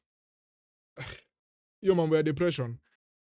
But nita research on in terms of what professionals say. But sasa unajua they are professionals. And again, Morgan, ni kama you are a fly in the wall because you're having this discussion with some people up downstairs. Nilikuwa nawaambia the problem with the professionals who wana advise watu wa go down the pharmaceutical route in terms of start using antidepressant nini naitwaji medication. And sasa the problem with that ni okay, huwa zina work but unapatanga unafika a point where you can't live without them, ama unafika to a point that you've used them so much your body inakuwa immune to it, to the point that you either have to increase the number of pills you're taking, ama you have to increase the nini prescription in terms of dawa zikuwe strong. So mimi naambianga watu don't go down hiyo route ya pharmaceuticals. I am not a professional in terms of that topic. I am very far from even being a professional, but I am giving you my opinion based on what I've seen other people go through in terms of that. But nita research more on it. I'll research more on it.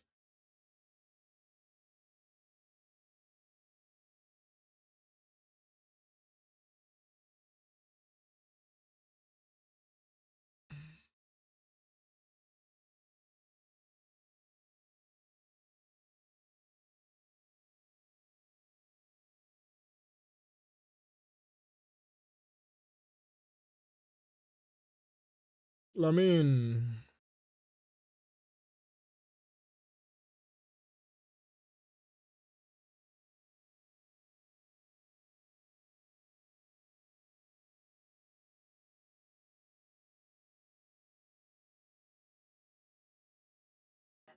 oh na Jules Koundé. Mark Barnal, what are you doing, bro? Morgan anasema I prefer Mark Barnal to Casado. I think nani anakuanga so prone to a mistake. Barnal, nimenotice hiyo over the last 3 games nimewacha za Barcelona.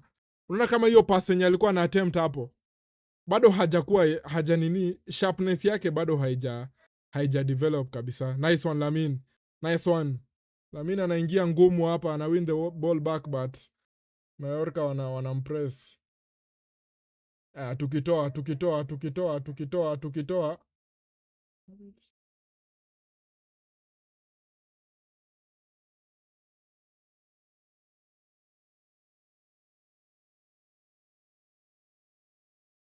Balde, toa tu ball, pass tu ball Balde, usicomplicate. Joan Garcia wewe. That is my goalkeeper. My goalkeeper Joan. Nice one Balde, tukikanyaga tu, tukipass ball. Safi, Famin Lopez, Gawa, Lamine Yamal, tuingie tu. Hakuna back pass. Isi Man City, hakuna back pass. West. Naangalia the other field, bado sioni any changes in terms of the score.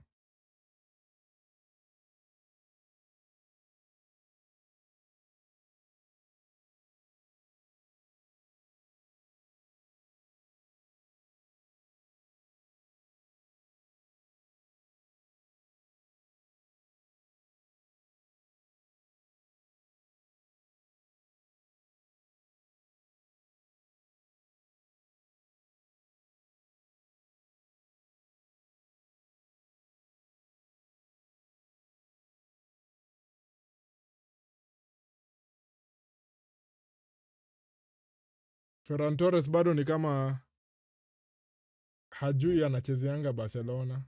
Decision making bado inakuanga on the floor. But the advantage ni akona more goals than crybaby Vinicius, mwenye alisema he will do it 10 times more.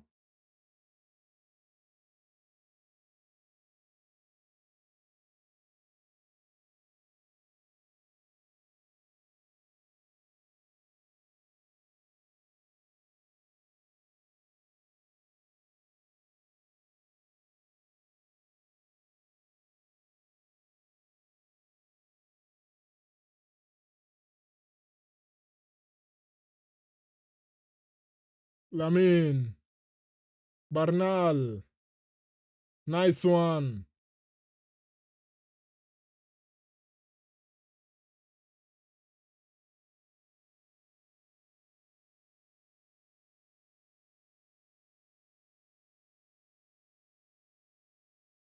To press, nice one.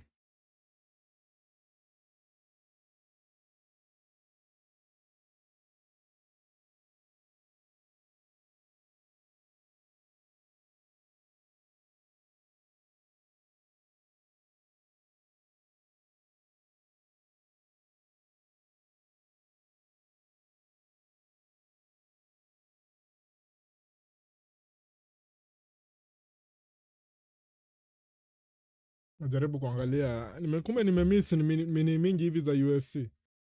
Nimemiss nini mingi sana za UFC. Because I'm seeing kuko na a week yenye kulikuwa na UFC main events mbili zikiwa zimefuatana. Last week na last week but one. I'm shocked. Ferran Torres. Nice one. Tukisonga. Tukisonga Jules Kunde. Gari ikijaa tunabeba. Lamin! Arsenal 3. Aya, Gyökeres amescore. Naona jamaa ameanguka chini anafanya celebration akiwa chini. By the way, big up yourself for the contribution you're making, Morgan. 3-0 for Arsenal. Gyökeres anapata mbili. I just turned my head na naona jamaa on the floor. Niko like, amemiss ama what's happening, but it appears he scored. Gunners ni kama wanaenda na hii league, guys. Yeah. I don't think there's anything inaweza happen.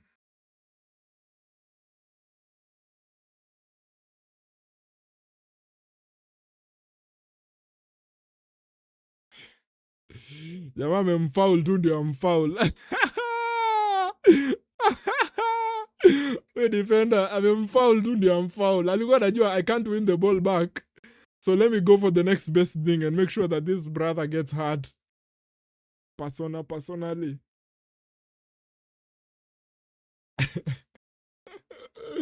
So Sunderland is very funny.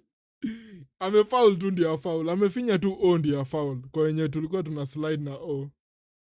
Aya, tukichukua ball Joan Garcia. Naona mafans wa Arsenal wanafanya celebration ya Gyökeres.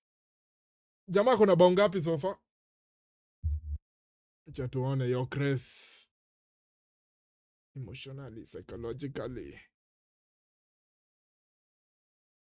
Acha tuone Gyökeres.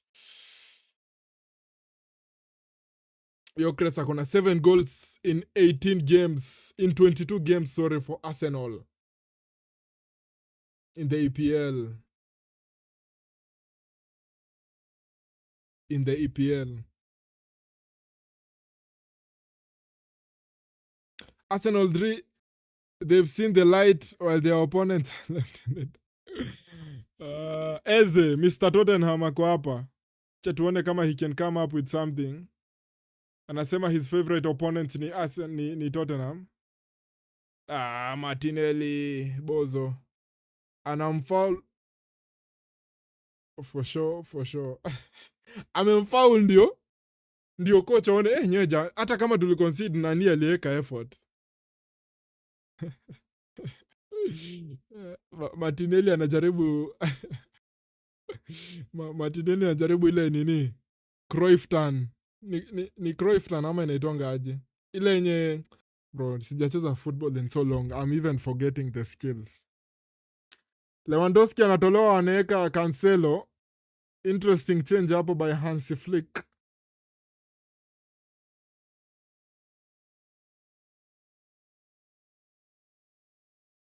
Nimesahau hiyo ilikuwa inaitwaje. Ni Rabona.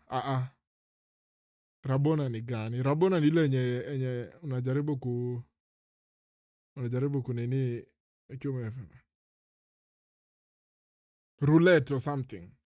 Ile yenye Zidane alikuwa anafanya. Martinelli anajaribu karibu apate injury hapo. Definitely not Brazilian. Rooney Bardaji atapata 10 minutes to impress us. And I know he will.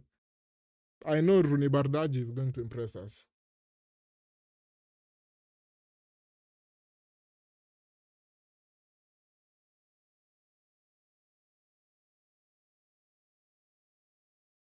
Game ya Arsenal imeisha. Acha tuangalie table inakaa aje.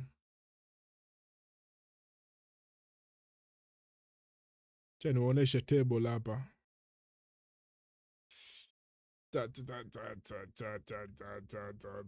Arsenal wako mbele. Hata hiyo ya Chelsea itaisha tu sahii. But Arsenal wako mbele 56 points. Wako how many points ahead? Wako 9 points ahead of Man City. Man City wako na 1 game in hand, but Man City they are playing against Liverpool kesho.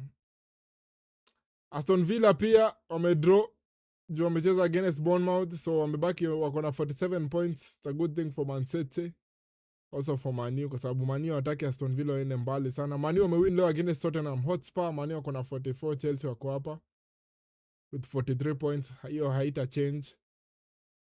Unaweza pata that table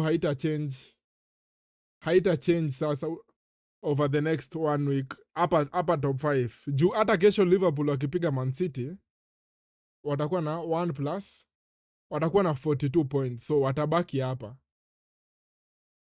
So probably hapa nothing is going to change here. Even if Man City win against Liverpool kesho, bado hawataruka Arsenal. Aston Villa hawezi rukwa na anyone.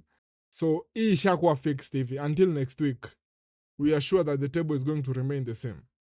Everton wamejikaza wako hapa, wamenyorosha Bournemouth, wamenyorosha Fulham leo. Naona pia Brentford wanacheza against Newcastle. So Brentford hapa wakijituma vizuri wanaweza ruka wakaribia Liverpool. Fulham wamehold the L hapa. But Man City after Liverpool tuko na Fulham. Nice. On 11th ni siku gani? 11th ni siku gani? Next week Wednesday. Mbona tunacheza next week Wednesday? Ama ni juu weekend yenye nakuja ni kama ni FA, eh? Alright. Then Bournemouth wako hapa, Newcastle, Brighton. Spurs wako 14th. 14th bro. Wolves bado hawajagonga double digits.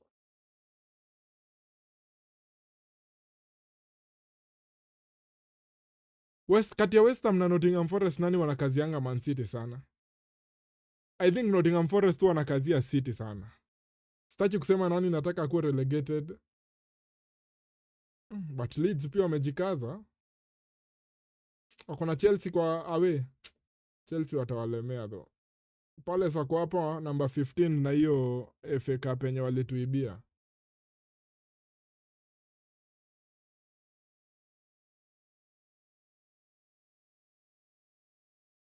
Speaking about Martinelli, uliona ile squad ya Ancelotti? Alisema nani na nani? Hebu tuambie, alisema nani na nani lazima wa make? I was shocked. I know. Hata mimi hiyo ilikuwa very shocking. Kwa na expect ati wanaweza acha Moyes atoke.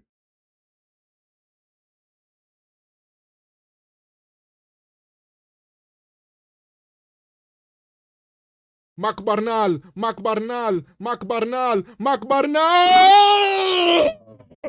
3-0! Mark Barnal anaskona ana kiss the badge. Hansi Flick anamwambia you're my guy. 3-0 Barca.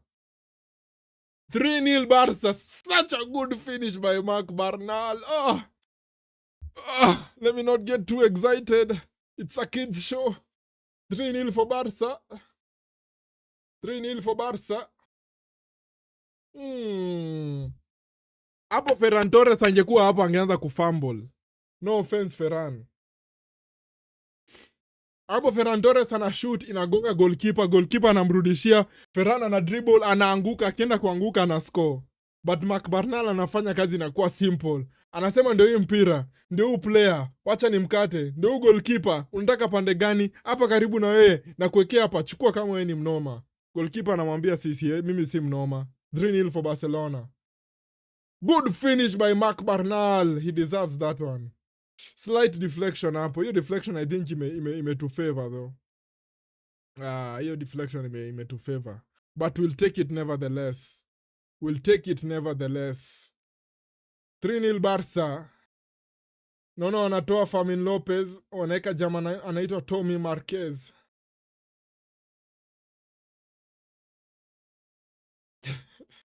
Ati considering that they've been getting hammered.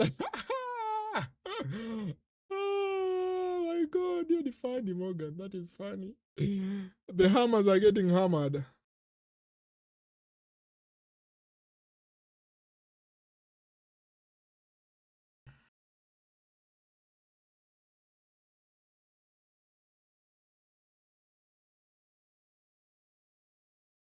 Casado venye anashikilia hiyo midfield hapo. Ananibamba sana. Get it hammered because I got it, bro. Alejandro Valde.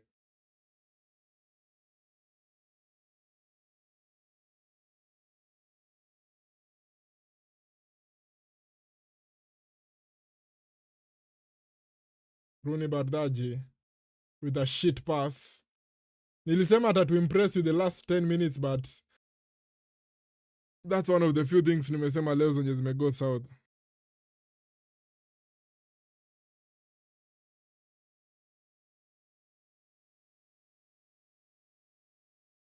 Meanza kumake passes za kishenzi hapo Barcelona.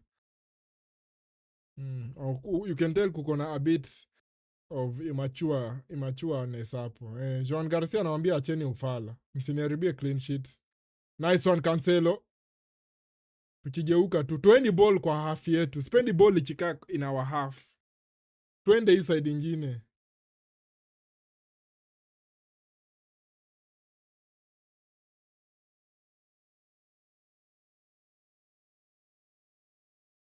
Tukisonga Balde, tukisonga.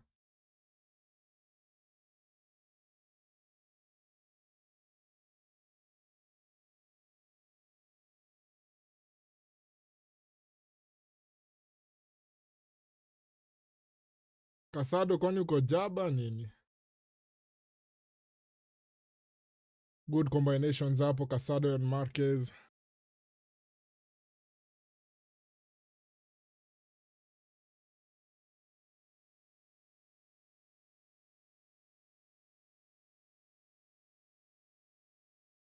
Nice one. Maintain to 5 minutes tuchukue nini? Tuchukue hii clean sheet sana sana. Nataka clean sheet.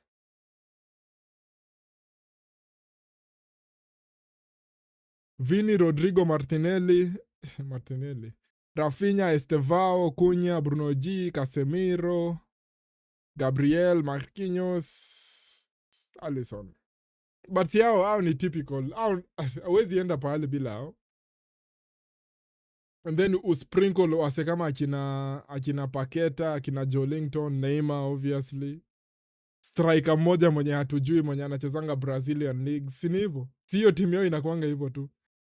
Hata ukiangalia in the last 2 years. I think the last time niliona squad ya Brazil ilinibamba ni ile ya 2018. Funny enough, mimi nilikuwa nadhani Brazil walikuwa na a good chance in 2018. I think squad yao ya 2018 mimi nilikuwa nimeona ni kali. But sijui nini ili happen. Walikuwa na mse kama Douglas Costa, Neymar. 2018 hapana. 2018 I think hiyo ndio walikuwa na frauds wengi. Walikuwa na Neymar, walikuwa na Alisson. Hapana, bado 2018 walikuwa good. Hebu tuangalie 2018 Brazil squad.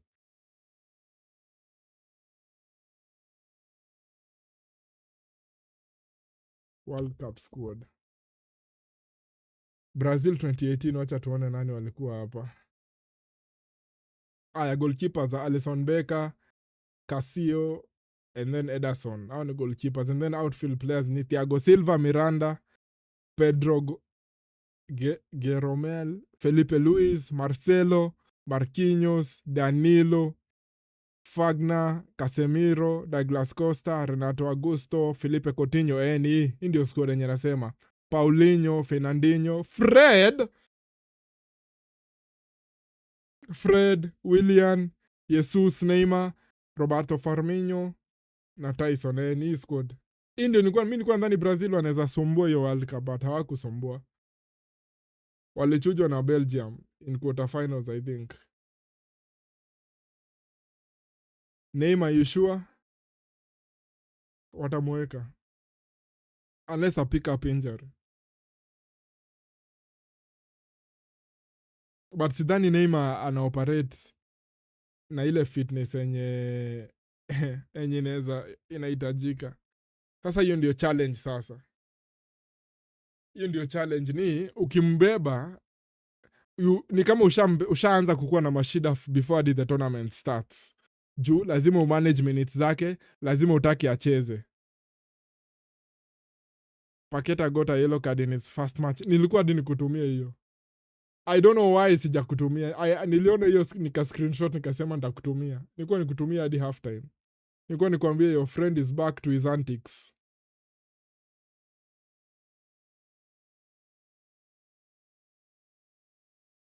But his squad yao ilikuwa kali ya 2018. Juu Ederson goalkeeper, right back eka Danilo, left back eka nani? Marcelo. Katikati eka Thiago Silva na Marquinhos. Aya, tuingie midfield, Casemiro ama Fernandinho, ama both next to each other. And then in the 10 unaweza uko na options mingi sana za number 10. Unaweza ungeweka Coutinho hapo, Neymar akue left wing, ama uweke Coutinho hapo, uweke Neymar 10, Felipe Coutinho left wing. Ile right wing uko na mse kama Douglas Costa. Katikati uko na option ya Gabriel Jesus, uko na option ya Firmino. Nashangaa sana venye hiyo team haiku work out. But sasa hiyo ndio the magic of the World Cup. Juu hakuna World Cup yenye mtu yote huwa anaingia mwenye tunadhani ndiye atawin. The last time yenye watu walidhani watu wengi walipredict a certain team na a certain team ikashinda ni lini? 2010 Spain. Ama hata 2014 wase wengi hawako wamechagua Germany. 2014 I think ndio ilikuwa one of the enye wali fly under the radar sana. Hawa akina nani? Na Germany ilikuwa na a good team in 2014. 2018 pia si Brazil, wanaitwa aje hawa wase wenye waliwin? France. Hakuna mtu alikuwa nadhani yao ndio watashinda. And then waka turn up and they carried the day. Tommy Marquez anapoteza bola hapa.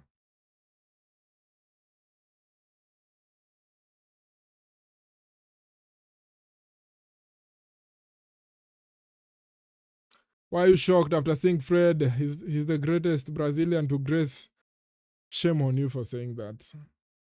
Kama uko karibu na Morgan, ebu slap him on my behalf. Mwambie amke. Mwambie amke because he's hata si daydreaming, night dreaming.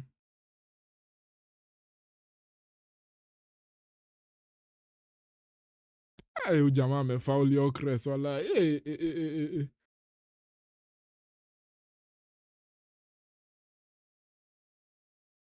Tommy Marquez bana. Kwani uko jaba nini?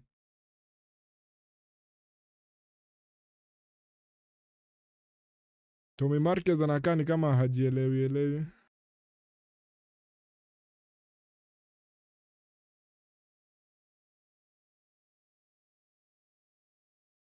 Game naisha hapa. Good game by Barca.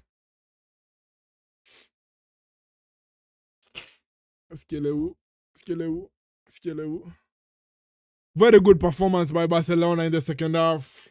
Positive vibes all the way during the game. Sasa kesho ndio we are waiting for Liverpool against Man City.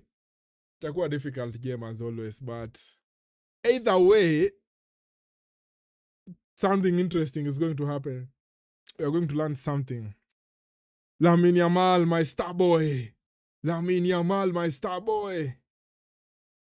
Patterman of the match hapa, Lamine Yamal. I think a headline will be created with a name or I think the bigger headline itakuwa akikuwa included. Asipokuwa included, most people would understand. But naona akibeba for sentimental reasons.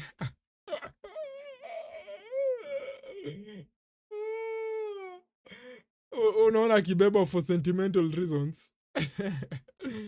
Bro, you umeongea chafu sana hapo. Umeongea chafu against Neymar. Anyway guys, watch along imekuwa fun. I miss doing this watch along sana. anytime kuko na game na tufanye watch along, I get very depressed wherever I'm watching the game from. But hopefully consistency itaanza kukick in. As difficult as it is, I always enjoy your company. Yeah, and all the craziness that happens during the games. The screaming, the happiness, the sadness, inakuwa poa kila time. So yeah, big up yourselves as always for tuning in. Kesho tunarudi for Man City against Liverpool at Anfield. Sitaki kusema I have a good feeling about tomorrow's game. I don't. I don't have a good feeling. I have never had a good feeling about Anfield ever. So sijui mbona ni wachoche niwaambie ati I have a good feeling about it. Ita turn out venye inafaa ku turn out. I mean, Man City has only won twice at Anfield in the last 30 years. So another loss ama another draw, si ati tutasema ni kitu ni unexpected, but we are hoping and praying that this might be the time when we will get those 3 points. But I know eventually we will get these 3 points under Pep. Haya, that being said, on your way out, as you guys are leaving the class, ama the theater, ama the live stream, make sure you hit the like. Kesho tunarudi for your game. What else? There's nothing else to talk about. Manu 2-0 against Tottenham leo. Arsenal 3-0 against Sunderland. Chelsea 3-1 against Wolves. Cole Palmer piga hat-trick, although bao mbili ni penalty, but we won't complain because penalty pia ni bao. West Ham naona wamenyorosha Burnley 2-0. Mwende muwatch game ya Newcastle versus Brentford. Inaweza kuwa interesting. Mi sina anything to tell you other than Barcelona wamechukua the 3 points against Mallorca and I'm very happy. I think Real Madrid kesho watakuwa under pressure against Valencia. Hopefully kesho hawatapewa penalty. But we know that is next to impossible. Anyway guys, wacha niache kuyapa a lot. I'll see you guys kesho.